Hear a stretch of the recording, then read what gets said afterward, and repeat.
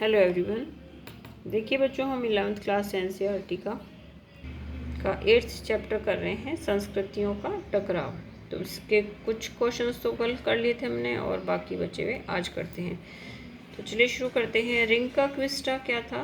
पुनर्विजय। ईसाई राजाओं द्वारा अरेबियन प्रायद्वीप पर प्राप्त की गई सैनिक विजय को रिंका क्विस्टा कहा गया है। इमंगो मुंडी नामक पुस्तक लिखी है कार्डिनल पियरे डिएली ने 1410 में। ये खगोल और भूगोल की पुस्तक है।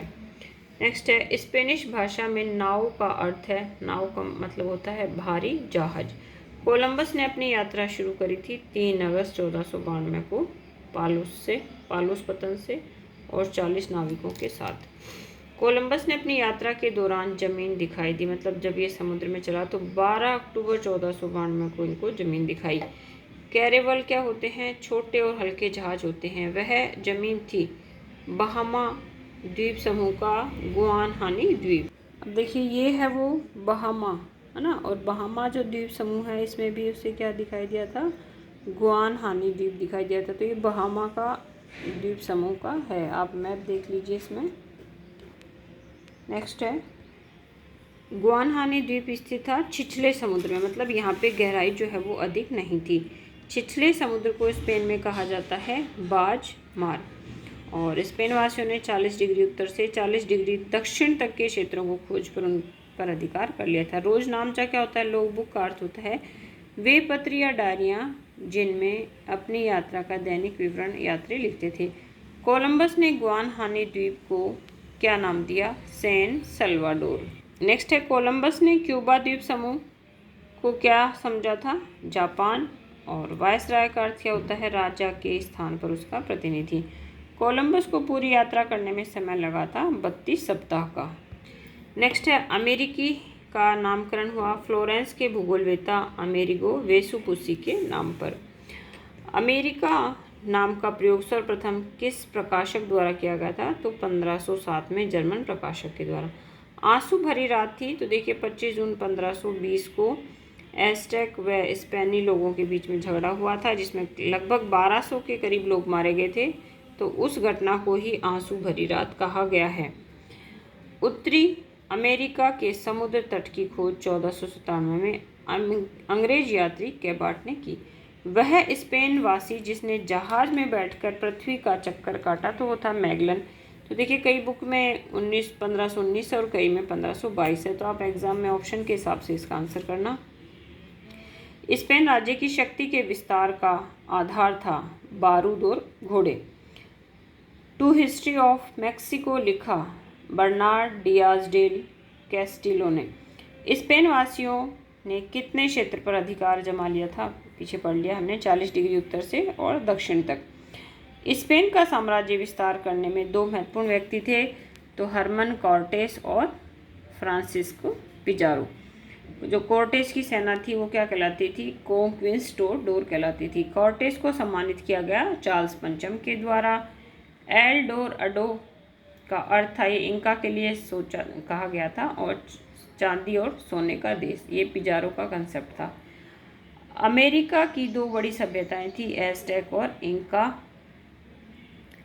स्पेन में सार्वजनिक रूप से बेगार प्रथा पर रोक लगाई गई फिलिप द्वितीय ने 1601 में। ये आप मैप देख लीजिए इसका, दक्षिण अमेरिका का, तो पेरू, इक्वाडोर, ठीक है।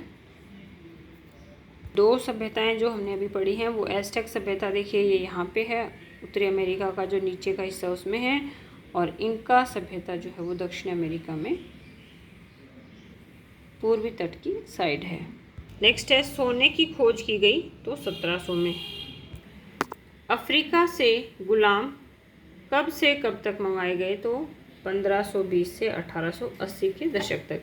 ब्राज़ील में दास प्रथा का उन्मूलन किया गया 1880 के दशक में। कैपिटलिज्म एंड स्लेवरी नामक पुस्तक लिखी थी एरिक विलियम ने 1940 में।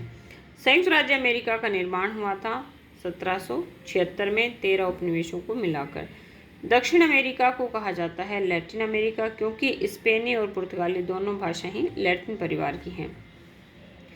क्रियोल कहा जाता है देशज यूरोपीय लोगों को। अमेरिका की क्रांति हुई थी 1776 से 1781 तक। फ्रांस की हुई थी 1789 से 1794। विश्व का प्रथम औद्योगिक राष्ट्र बना ब्रिटेन।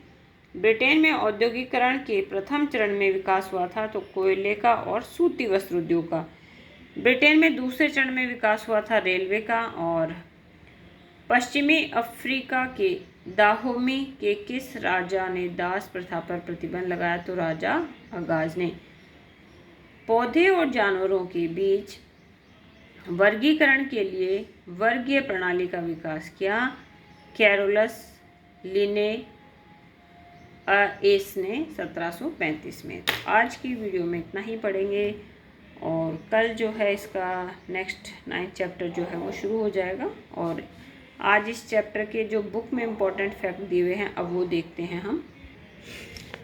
देखिए 1492 में कोलंबस ने बहामा द्वीप समूह और क्यूबा पर स्पेन की दावेदारी की। 1494 में अनोखी दुनिया का पुर्तगाल और स्पेन के बीच बंटवारा। 1497 में एक अंग्रेज यात्री जॉन कैबोट ने उत्तरी अमेरिका के समुद्र तट की खोज की। 1498 में वास्को डी गामा कालीकट कोझीकट पहुंचा। 1499 में अमेरिको वेसुपुसी ने दक्षिण अमेरिका के समुद्र तट को देखा। 1500 में कैब्राल ने ब्राज़ील पर पुर्तगाल की दावेदारी की। 1513 में बालबुआ के पनामा इस्थुमस को पार किया और बालबुआ ने इस्थुमस को पार किया और प्रशांत महासागर को देखा। 1521 में कोर्टेस ने एज़टेक लोगों को हराया। 1522 में स्पेन के मैगलन ने जहाज में बैठकर पृथ्वी का चक्कर लगाया। देखो कई बुक्स में 1519 से मैंने अभी बताया था। 1532 में पिजारो ने इंका राज्य को जीता। 1571 में स्पेन के सैनिकों ने फिलीपींस को जीता। 1600 में ब्रिटिश ईस्ट इंडिया कंपनी की स्थापना हुई और 1602 में डच ईस्ट इंडिया कंपनी की स्थापना हुई। तो ये बच्चों जो बुक में इम्पोर्टेंट फैक्ट दिए हुए हैं वो हैं आप लोगों के लिए। और ध्यान से आप इस वीडियो को देखें और साथ साथ में अपने नोट्स बनाते रहें और बार बार जो है इसका रिवीजन करें। Thank you.